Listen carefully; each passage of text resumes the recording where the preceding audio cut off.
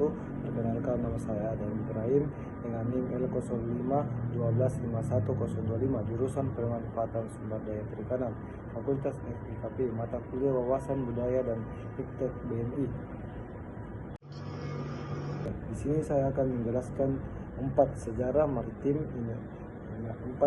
Indonesia dan perannya dalam pembentukan identitas nasional. Mengapa penting mempelajari sejarah maritim di Indonesia? Indonesia merupakan negara kepulauan terluas di dunia. Jumlah pulau mencapai 17.504 hingga membentang di perairan antara Samudra Hindia dan Pasifik, dan dari Asia Tenggara hingga Australia Utara. Sulistyono 2016, pulau-pulau disatukan oleh laut sehingga membentuk negara kepulauan atau archipelago. Hal ini berbeda dengan konsep awal negara kepulauan yang melihat laut sebagai pemisah dari laut. Indonesia memiliki 3 laut utama membentuk Indonesia sebagai sistem, yaitu Laut Jawa, Laut Flores, dan Laut Banda. Masyarakat Indonesia memiliki hubungan interaksi yang sangat dekat laut sehingga membentuk budaya maritim. Interaksi tersebut mencakup aspek perdagangan, pelayaran, perkapalan, tradisi bahan, mitologi laut merupakan perairan dan hukum laut. Asnan 2017, 4 laut membawa berbagai pengaruh peradaban besar di dunia dan kawasan Indonesia sehingga mempengaruhi corak kehidupan masyarakat, dan di dalam konteks sejarah dunia, laut menjadi pergerak sejarah umat manusia. Bagi bangsa Indonesia, laut menjadi pembuka sejarah bangsa Indonesia. Paine 2013, Lapian dari 1902 sama dengan 3.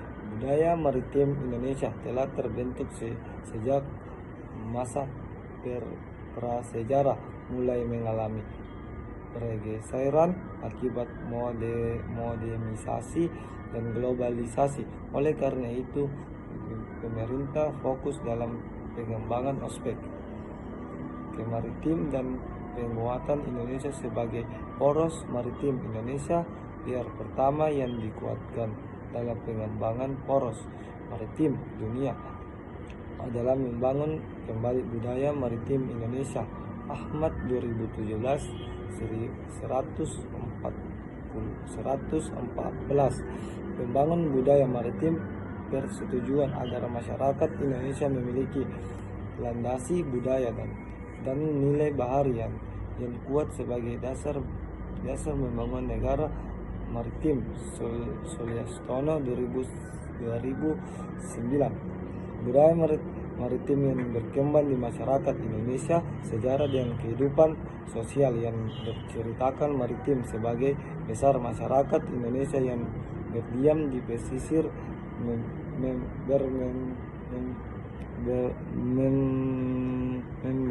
pencarian sebagai pulau dan nelayan. Hal ini Indonesia langka bagi pemerintah Indonesia membangkitkan kembali budaya maritim Indonesia. Langkah awal yang harus ditempuh adalah meningkatkan pemahaman dan kesadaran tentang sejarah sosial budaya maritim Indonesia.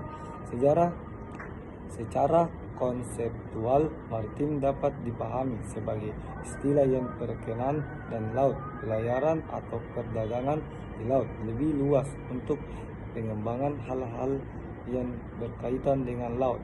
Perairan seperti berbatasan dengan laut, hukum laut, perdagangan laut hingga pelaut. Oleh karena itu, sejarah sosial budaya maritim dapat dipahami sebagai kajian tentang aktivitas budaya manusia di masa lampau yang berhubungan dengan laut. Nomor 2, ringkasan peran kerajaan maritim, perdagangan, dan dinamika sosial budaya. Bagian sejarah Kemaritim Indonesia mengandung materi tentang sejarah maritim Nusantara Indonesia sejak masa kemerdekaan hingga akhir periode kolonial masa kemerdekaan Indonesia hingga kini, serta mengungkapkan kejayaan Makassar sebagai pembagian kebesaran tradisi maritim Indonesia. Referensi materi tentang sejarah maritim Indonesia dipandang sangat penting sebagai wahana bentuk membangkitkan kesadaran sebagai sebuah bangsa dan identitas nasional sebagai negara kepulauan. Pembelajaran materi ini juga menjadi media sosial dan inkulturasi nilai-nilai budaya maritim yang dapat menumbuhkan kearifan masyarakat dalam menghargai keberagaman sebagai bangsa sehari serta mengajarkan tentang arti penting laut, perairan dan perkembangan masyarakat Indonesia.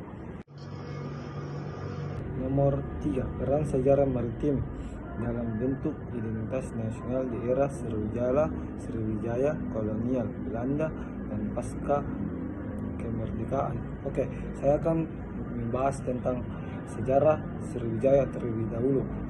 Sriwijaya, kerajaan Sriwijaya yang berpusat di Palembang, Samudra Selatan, muncul sebagai salah satu kekuatan maritim awal terbesar di Asia Tenggara pada abad ke-17. Perdagangan utama yang menghubungkan India, Cina, armada laut yang kuat memastikan kontrol Sriwijaya atas perdagangan maritim di wilayah tersebut.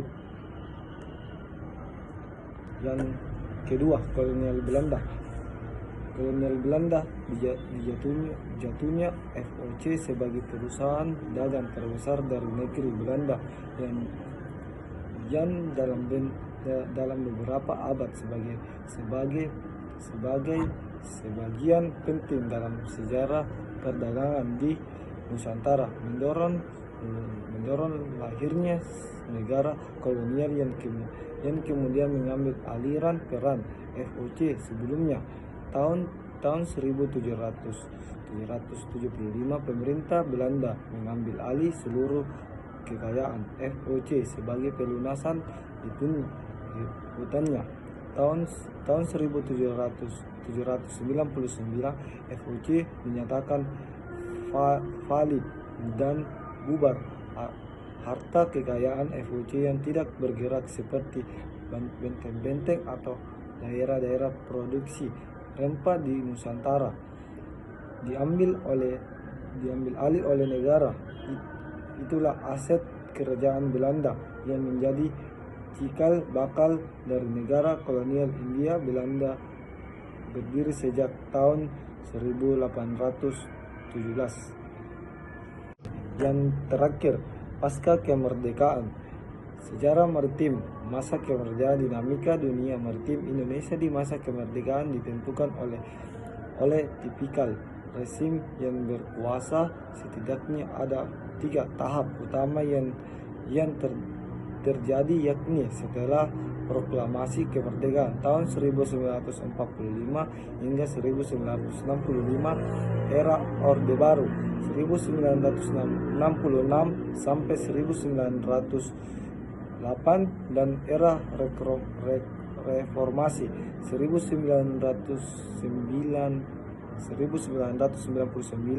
Kini setelah proklamasi kemerdekaan pada tahun 1945, Indonesia memasuki masa pemulihan dan pembangunan kembali, termasuk dalam sektor maritim. Pada masa awal kemerdekaan, upaya besar dilakukan untuk membangun kembali armada maritim yang hancur selama peran kebijakan maritim awal